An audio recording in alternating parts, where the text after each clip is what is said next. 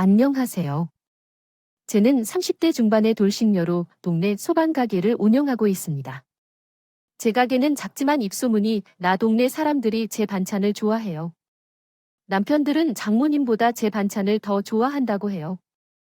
원래는 평범한 아줌마였지만 제 시어머니 덕분에 반찬 가게가 대박났어요. 제 이야기 한번 듣고 싶으세요? 부모님은 돈에 신경을 쓰느라 바쁘게 일했어요. 아빠와 엄마를 기다리며 집에서 시간을 보내곤 했어요. 하지만 남편이 새로운 세상을 보여줬어요.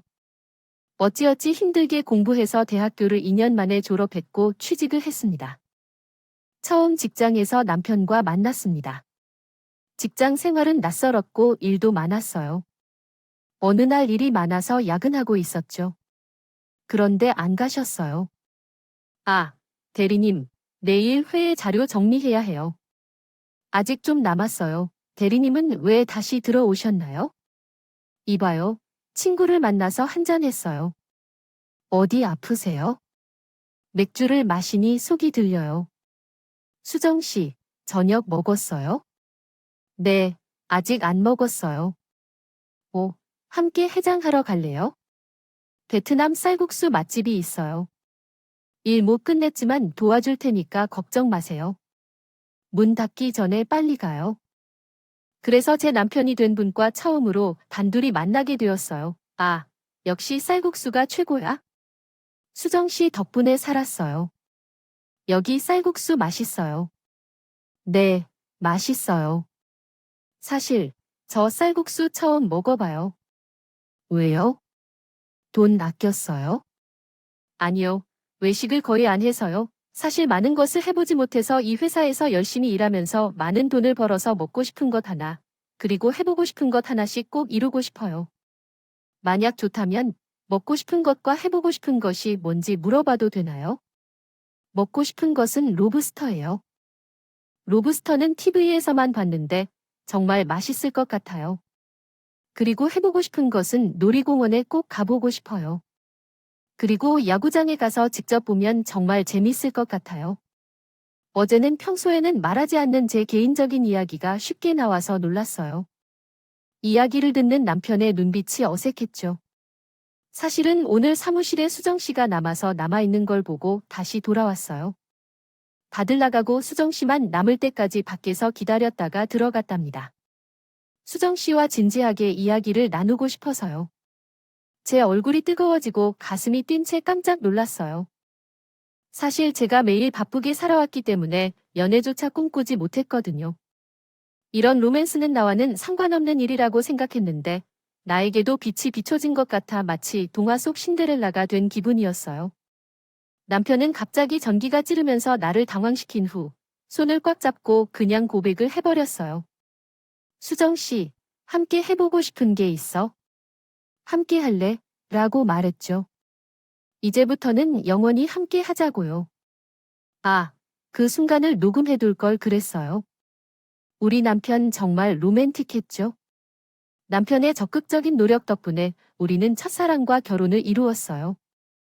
결혼 후, 그는 그저 평범한 대한민국 아저씨로 변했지만 그 마음을 품고 있는 것만으로 충분해요. 남편은 눈길을 끌 정도로 특별하고 아름다운 사람이었어요.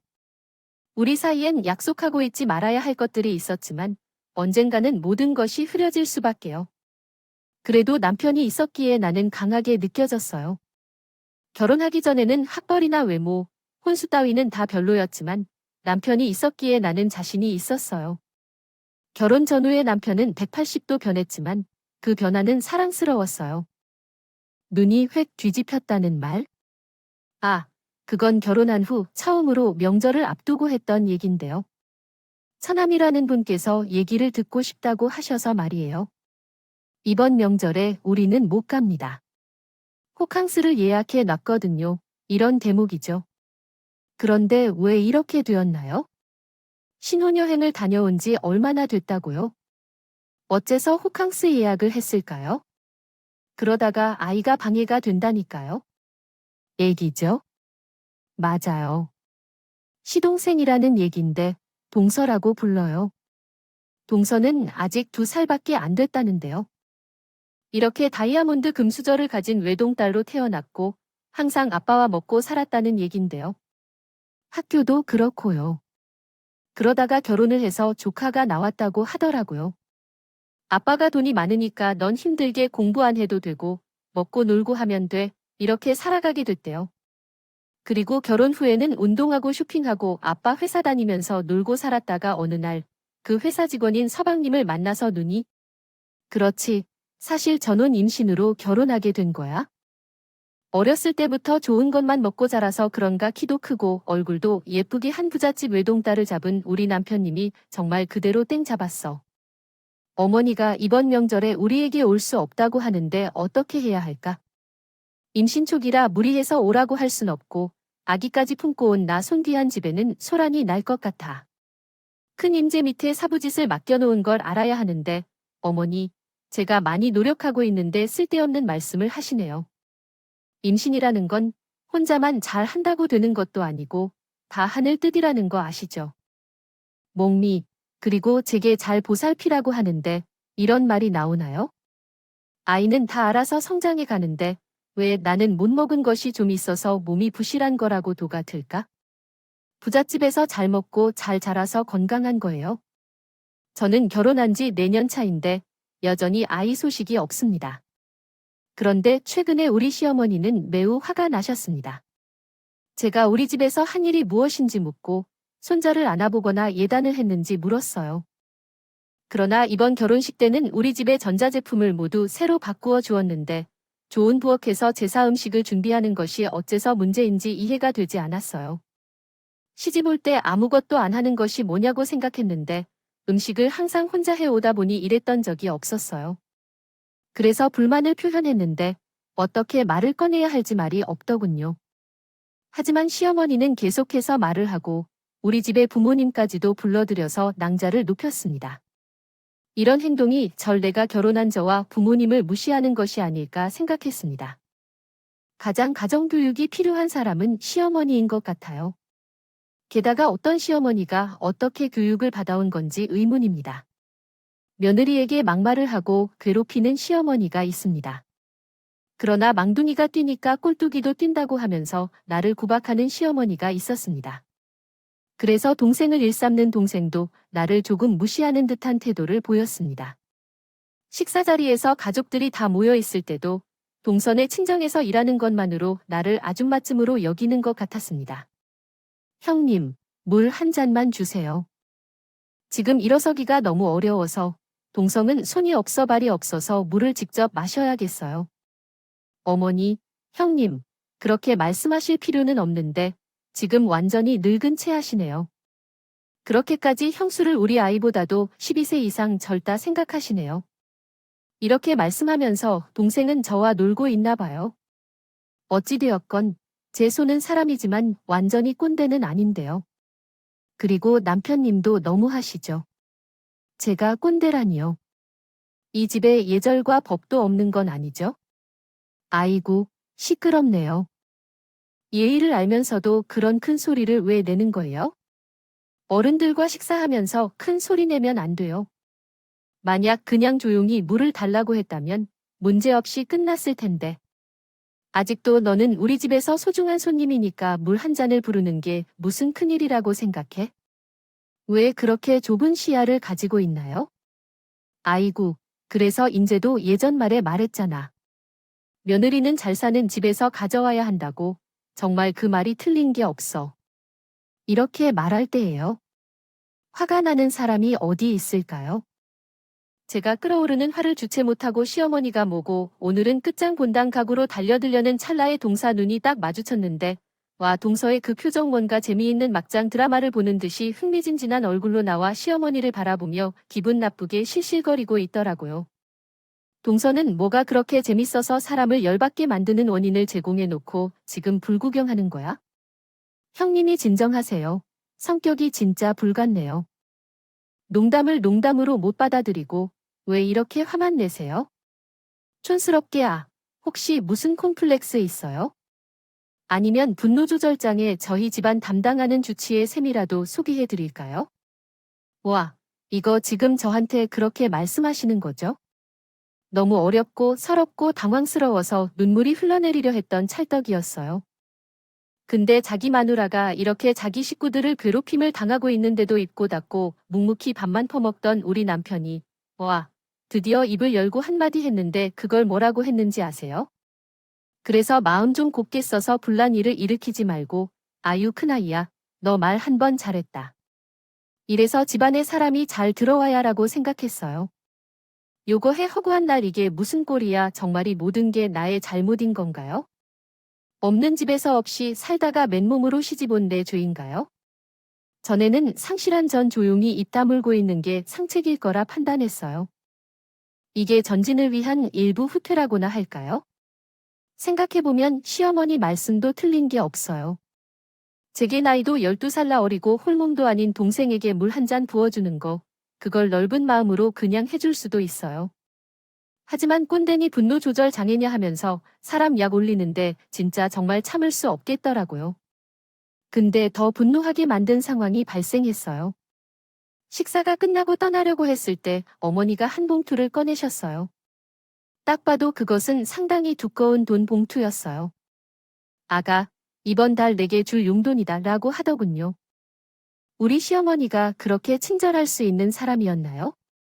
저한테 무엇을 시키시려고 완전히 다른 목소리로 부르는 걸 보니 그 막내 어린 것은 알기예요. 그런데 이해할 수 없는 말 용돈 아니라고요. 아 도대체 왜 용돈을 주는 거죠? 이것은 얼마 안 되지만 엄마. 가슴으로 주는 용돈을 말해요. 어머니만 아세요. 항상 감사합니다. 우리 아들들을 키우는 용돈으로 맛있는 것을 많이 사 먹을 거예요. 용돈을 받는 며느리는 대한민국에서 저밖에 없을 것 같아요. 어머니를 사랑하고 오빠가 나를 따르는 것에 너무 감사합니다. 아이고, 그래. 귀여운 것을 많이 사랑받고 자라는 것이 행복합니다. 이게 도대체 어떤 상황인가요? 부자 가문의 동서는 부족함 없이 살고 다니는데 어머니가 용돈을 주는 건가요? 한눈에 돈 벌어내지 않아도 좋아요. 우리 아들이 자신 있는 만큼 벌어 달이 월급을 다 쓴 후에 당신도 돈을 벌어 써야죠. 왜 용돈이 필요한가요? 내가 충분히 크지 않습니까? 왜 아껴주는 돈이 너무 아깝다는 거죠? 그렇지는 않아요. 하지만 왜 입금을 안 하시나요? 제 용돈을 보내주세요. 이번 달에 지출이 많다니까 아무리 그래도 제 용돈은 챙겨주는 게 좋지 않나요? 큰 며느리라고 왜 용돈이 그렇게 아까운지요? 적당히 돈을 주라는 말을 입으로 해야 되니 별로 많지도 않은 돈을 가지고 필사적이다. 큰 며느리는 자기 할 일을 안 하고 동생 손아래에 시달리는데 진짜 이러한 것 때문에 진짜 진정한 며느리를 보는 것 같지 않다. 우리 시험은 여기까지 해도 진짜 막말 제조기인가요? 아니면 그 막말 폭격기인가요? 웬만한 여자라면 벌써 자존심에 상처를 입고 울며 나갔을 거예요.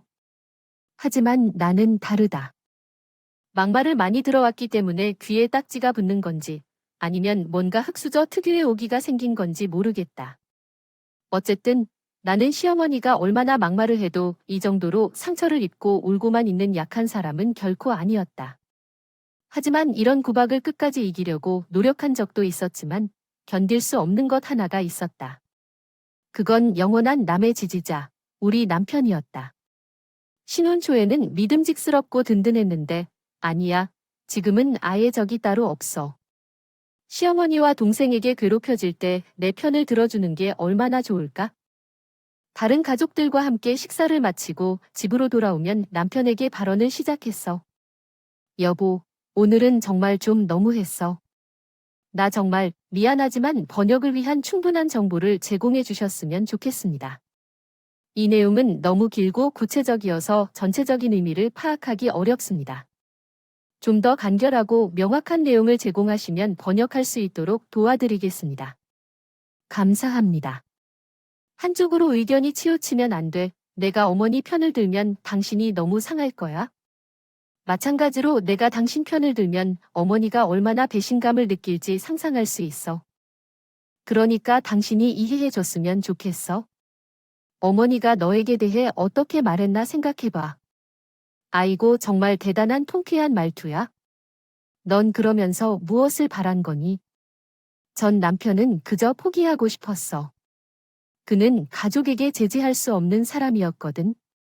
내가 그를 지지하면서 내 인생을 망가뜨리진 않았어. 나는 그런 사람과 싸우고 싶지 않아. 그리고 내 가장 큰 문제는 남편도 시어머니도 아니라 동서야. 그 내용에 대해 어떻게 생각해? 지금은 그냥 재수 씨가 임신 중이니까 조심해야 해. 조금 시간이 지나면 안정될 거야. 장순 씨와 동서의 사이에 무슨 일이 있었나 알아? 동서는 부잣집 딸로서 이 집에 대해 그렇게 생각하는 건가? 아마도 자기 유능한 느낌인 것 같아. 현실이 그렇게 안 할 수 있으니까? 그냥 혼틈을 차지하고 싶어 하는 거야?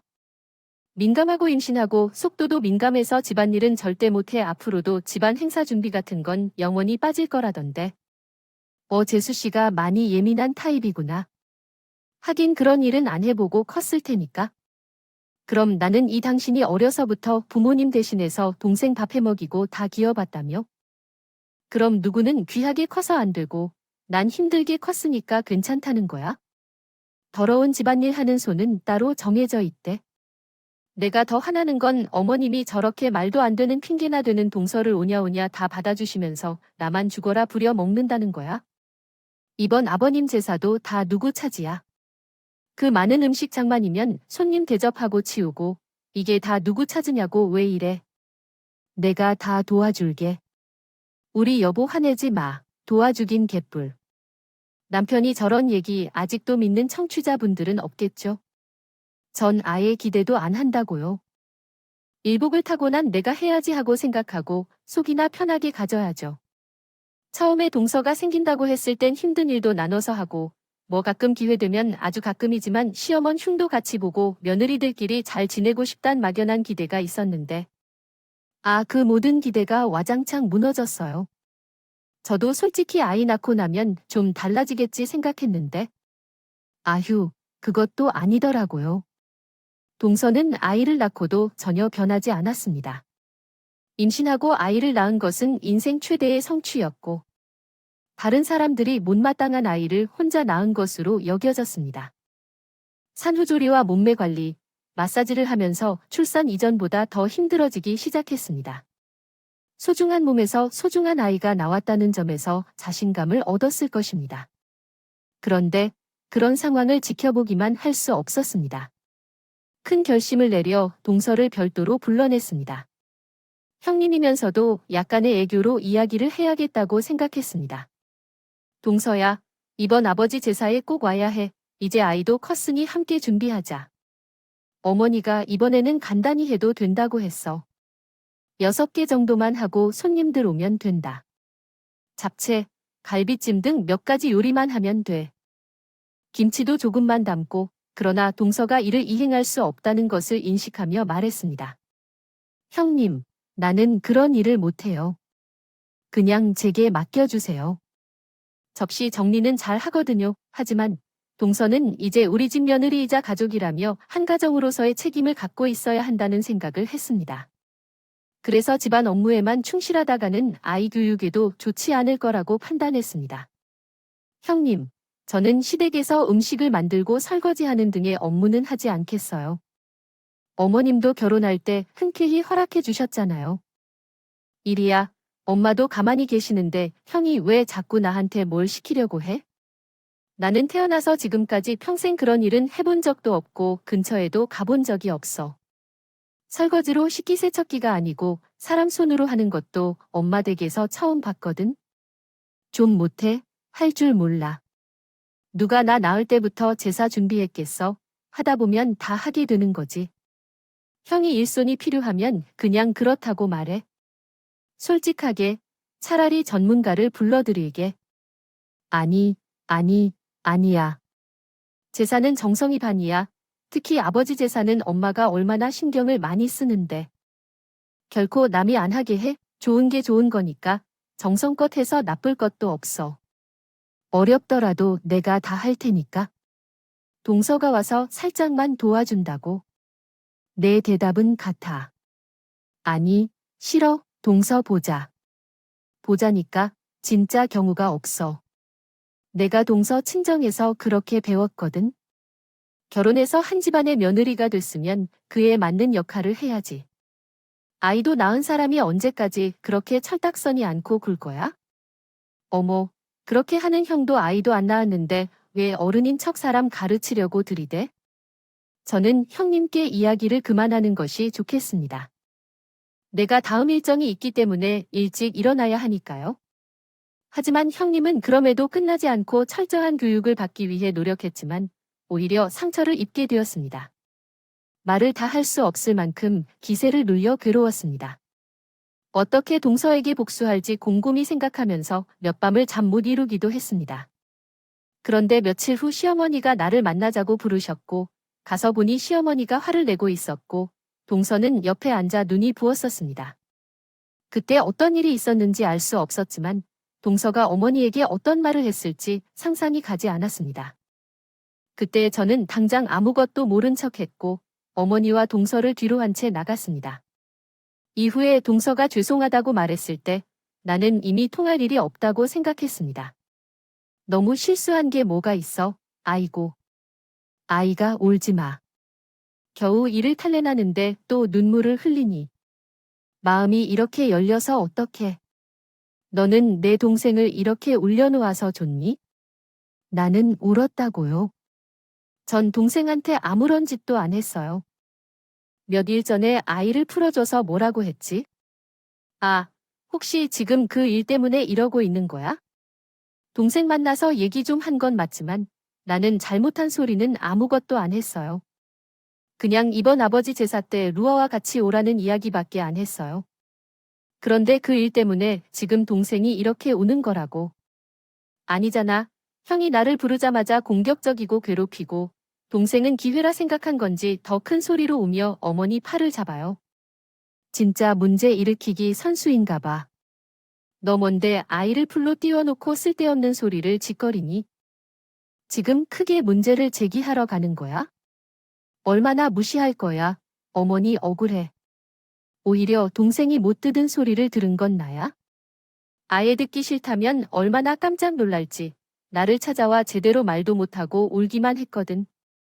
작은 아이는 당신처럼 예쁘지 않아서 곱게 자랐지만 우리 집 며느리가 되어서 너에게 힘든 모습을 보이고 정말 난 시어머니로서 면목이 없는 일이란다. 힘든 일이라니? 어머니가 생각하시는 그런 일은 결코 없었어요. 오히려 당한 건 저였거든요. 아이고 시끄러워. 됐어. 얼른 큰 어른이 사과하고 마무리하자. 제가 진짜 사과할 일은 없어요. 동서야, 말 좀 해봐. 나한테 괴롭히고 막말했어. 아니잖아. 윗사람이 접고 들어갈 줄도 알아야 하는 거야. 너가 사과하고 이제부터 사이좋게 지내면 돼. 아니에요. 어머니. 아무리 그래도. 아, 얼른 사과해. 오늘 여기서 날 셀 거야? 동서 미안해. 뭐가 미안한지는 잘 모르겠지만 그냥 사과하고 말해야지. 이 상황을 빨리 끝내고 싶었던 것 같아요. 더 이상 생각하기도 싫고 연루되기도 싫고 그냥 피하고 싶어서 사과했습니다. 오늘은 정말 제 인생 최고의 굴욕 날이 될 거예요. 더 이상 앉아있을 수가 없어서 서둘러 일어선 제 뒤통수에 시어머니가 결정타를 날려주셨어요.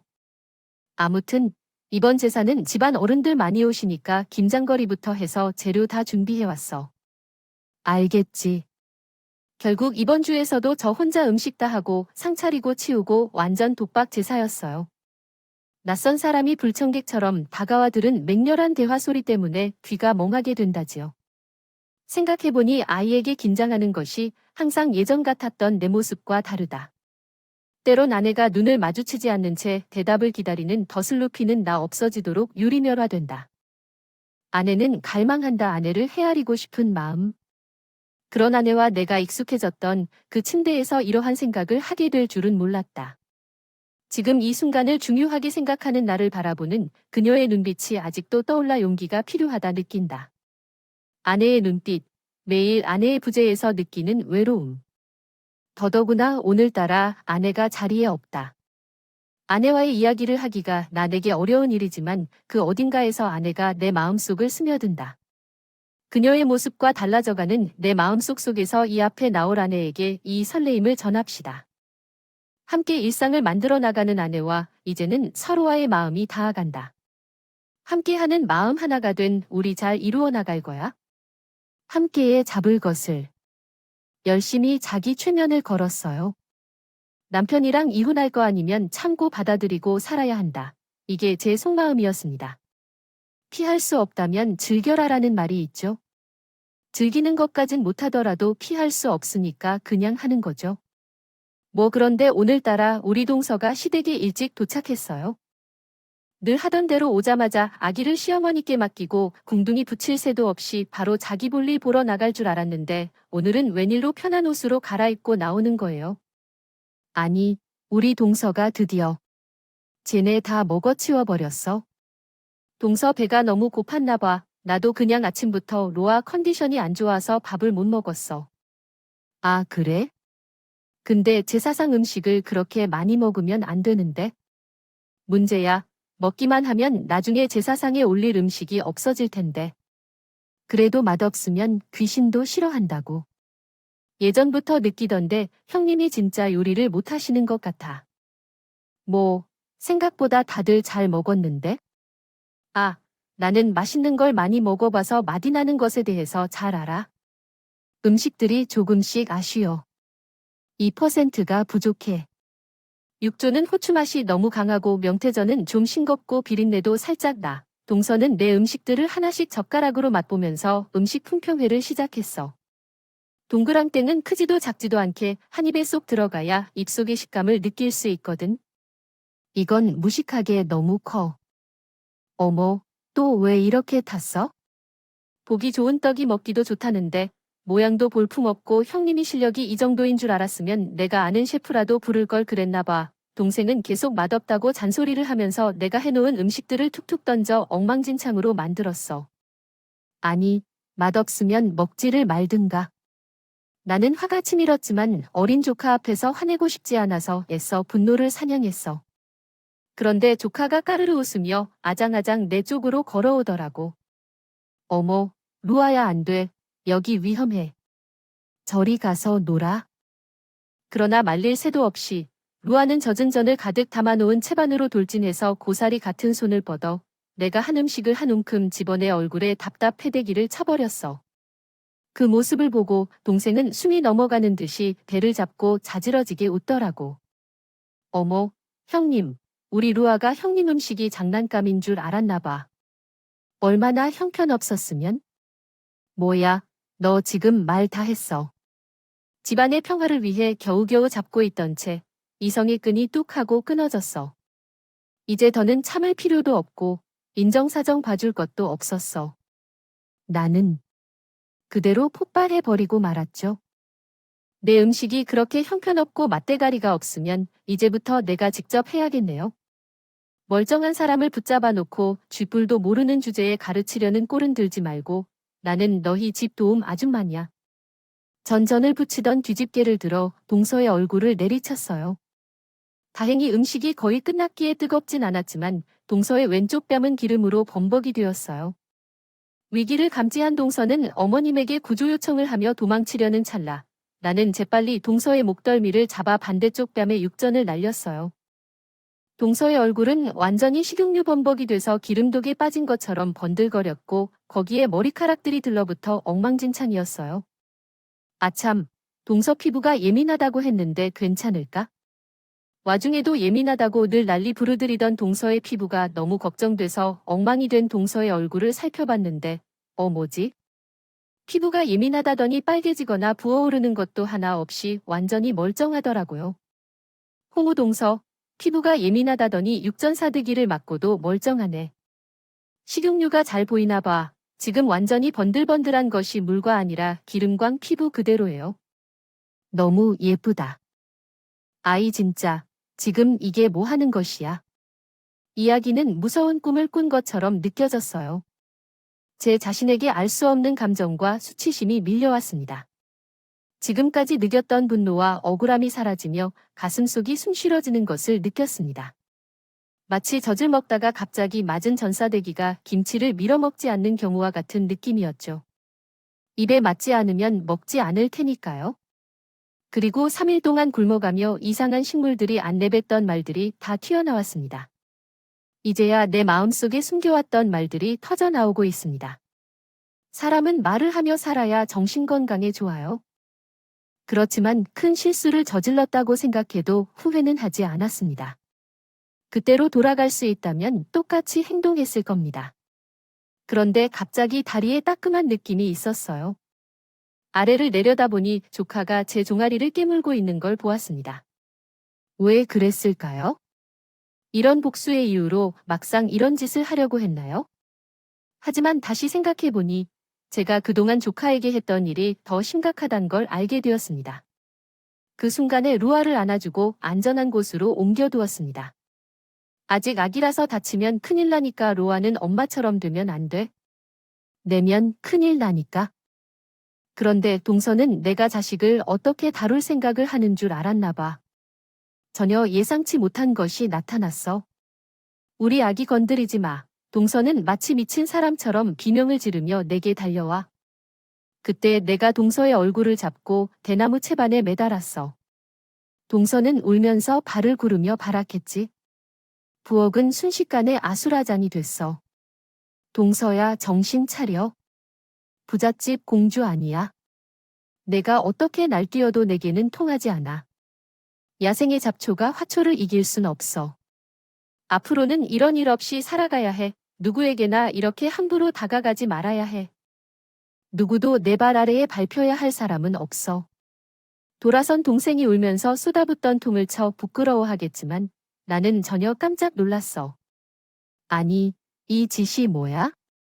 이 집이 처참해지는 걸 보면서 내 마음도 처참해졌어. 그렇다고 집이 처참해진 것은 그때부터가 아니야. 원래부터 그랬어. 어머니와 동서가 이 집을 그렇게 만들어 왔다고 말이야. 이해하시나요? 왜 이러는 거야? 그리고 이제부터 제사 준비는 두 분이서 알아서 하셔야겠네요. 전 이제 이 집 며느리가 아니니까요.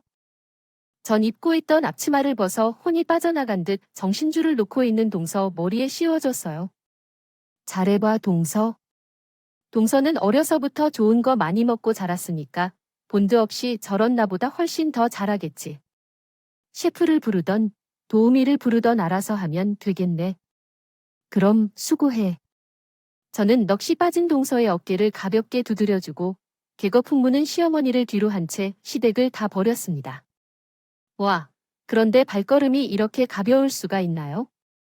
10년 묵은 체중이 내려간 듯 속이 뻥 뚫리는 느낌. 사이다 한 캔을 벌컥벌컥 시원하게 원샷한 느낌이랄까요? 진즉에 뒤집어 엎고 나왔어야 했는데 참고 살아온 세월이 아까울 정도로 속이 후련했어요. 후회는 일도 하지 않았죠. 그리고 그날 저녁 남편에게 전화가 왔습니다. 여보세요. 당신 뭐 하는 사람이야? 미쳤어. 아, 어떻게 그렇게 엄청난 짓을 저질러. 당신네 집사람들이 그동안 나한테 한 짓을 비하면 그건 아무것도 아닌 걸. 지금 어디야? 당장 와서 어머니께 빌어. 와서 빌면 한 번은 넘어가 줄 테니까. 아, 당장 와. 됐네요. 지금의 이 사태를 누가 가장 당신이 크게 잘았는지 알아요. 정말 너라는 생각이 들고야. 평소에 내가 말하는 것에 좀 더 신경 쓰고 있었으면 상황이 이렇게까지 되진 않았을 거야. 나는 진짜 너를 보면서 최대한 참으려고 했어. 하지만 이젠 정말 안 되겠어. 내 인내심의 한계는 여기까지야. 어쩌다가? 제사는 어떻게 하자는 거야? 아, 그 잘난 제사 나 빼고 너희들끼리 알아서 잘 지내. 나는 이제 너희 속에 있는 사람이 아니니까. 너, 그게 무슨 소리야? 현재 난 너와 이혼할 생각이야. 맞아. 이제부터 우린 이혼이야. 끝이야. 나와 남편은 그 끝에서 몇 차례 언잔을 거쳐 협의 이혼을 했어. 앞으로 혼자 살아야 하겠다는 생각이 조금 두려웠지만 그런 대접을 받을 필요는 없다고 생각했었어. 나는 소중한 존재니까. 그렇지 않아? 또한 지금껏 아무것도 가진 적 없는 흙수저 삶을 살아온 나로서 아무것도 두렵지 않아. 나는 흙으로 만들어진 보잘것없는 흙수저일지라도 천도를 넘는 뜨거운 화로 속에서 구워지면 아름다운 도자기로 다시 태어날 수 있다고 믿고 열심히 살아왔어. 그러나 이혼한 후 1년 뒤 뜬금없이 전화 한 통이 왔어. 듣기 싫은 목소리. 그게 바로 우리 시어머니였어. 큰 아이, 잘 지내니? 어머, 어떤 이유로 전화를 드세요? 네, 제가 말하겠습니다. 결혼을 했을 때 얘기이지만 이혼하고 나서 생각의 변경이 있었습니다. 내가 무슨 실수를 하였는지, 그리고 왜 내가 그렇게 화를 냈는지에 대해 생각해 봤습니다. 아마도 나의 사과가 필요할 것 같아서 전화했습니다. 하지만 지금이라 해도 그러한 말은 소용없을 것을 알고 있습니다. 미안합니다. 너처럼 확고하고 단호하며 솜씨가 좋은 아이가 우리 집에 와서 보라 해 있는 걸 더 주의해야 했는데 내가 지나치게 보호적이었던 것 같아요. 자식이요. 자식을 그렇게 대하는 사람이 어디에 있나요? 죄송합니다. 비록 난폭하지 않았지만 우리 부모에게는 유일하고 소중한 딸일 뿐입니다. 그것에 대해 구박하고 자식이라고도 말할까 말아야겠다고 생각했습니다. 내가 전화를 끊으려고 합니다. 더 이상 전화하지 않으십시오. 아, 작은 아이도 이혼했습니다. 네, 6개월이 지나고 둘째도 저와 다퉈갔습니다. 원래 그대로 꾸밈없이 행동하고 여기서 상황도 사라질 것입니다. 너희가 다시 결합하도록 되어 있는 게 아닐까요? 나는 부르짖는 것도 귀찮아. 등 의심 짓지 마요. 바퀴 태우기가 안 짖을 때 난 정신바람이 있습니다니다. 솔직히 내가 동서랑 사이가 안 좋아서 이혼한 거지. 우리 원준이하고는 별 문제 없었잖니. 내가 없으니까 내가 정말 끝고생이 만점 아니야. 이혼당한 두 아들 건사하는 것도 모자라서 헬로 아까 진대가 맡았다고. 요즘처럼 내가 보고 싶을 때가 없다. 머릿속에서 그림이 딱 그려졌어요. 호랍이 2명에다가 엄마가 버리고 간 어린 손주까지 밥해 먹이고 살림 검사하려니 너무 힘들어서 그래서 만만한 날 다시 불러드리시겠다. 어머니의 앞뒤 없이 무식한 계획이 너무 기가 막혀서 웃음이 나오려고 했습니다. 어머니가 고생이 많으시겠네요. 아유 그래 알아주니. 고맙다. 근데 어머니 그런 걸 자업자득이라고 하는 거예요. 제가 어떻게 도와드릴 수 있는 부분이 없네요. 어머니가 사랑하는 아들들이랑 예쁜 손녀딸이랑 영원히 행복하세요. 그럼 딱 한 번만 내 부탁 좀 들어줄래? 혹시 내일 안 바쁘면 와가지고 제사 음식 좀 도와줄 수 있니? 내가 요새 네 음식이 그렇게 먹고 싶고 생각이 난다. 한번 손맛이 워낙 좋았잖니. 오랜만에 와서 같이 음식도 하고 맛있는 것도 같이 먹고 그렇게 동서랑 같이 음식 타박을 하시더니 벌써 다 잊으셨나 봐요. 바퀴 태우기가 안 짖을 때 난 정신바람이 있습니다니다. 글 써요. 이야기 나와 있어 보다고요. 정말 상상을 초과하네요. 1억을 줄 거라면 다시 연락하지 마세요. 전화를 끊고 조용히 생각해보니 유쾌한 이런 코미디는 다른 코미디도 없었어요. 시어머니가 정말 웃음이 나오면서 나이 생각난다고 내 손맛이 얼마나 좋았으면 했을까요? 이혼한 며느리에게 전화해서 음식 좀 요청해 볼까요? 이혼 후 홀로 살기를 고민하던 저는 이런저런 생각 끝에 적당치 않아도 반찬 가게를 열었어요. 음식 장사가 어렵다고 하지만 자신감이 솟았어요. 시어머니도 잊지 못할 손맛이라면 말해도 되겠죠? 그리고 예상대로 반찬 가게는 대박을 터뜨렸어요. 이제 저는 답답한 남편과 몰지 않은 시댁에서 벗어나 하고 싶은 일을 마음껏 하면서 행복한 삶을 살고 있어요. 계속 나 자신을 사랑하면서 소중한 삶을 채워나가겠습니다. 지금까지 제 이야기를 들어주셔서 감사합니다. 오늘도 해피한 하루 보내세요.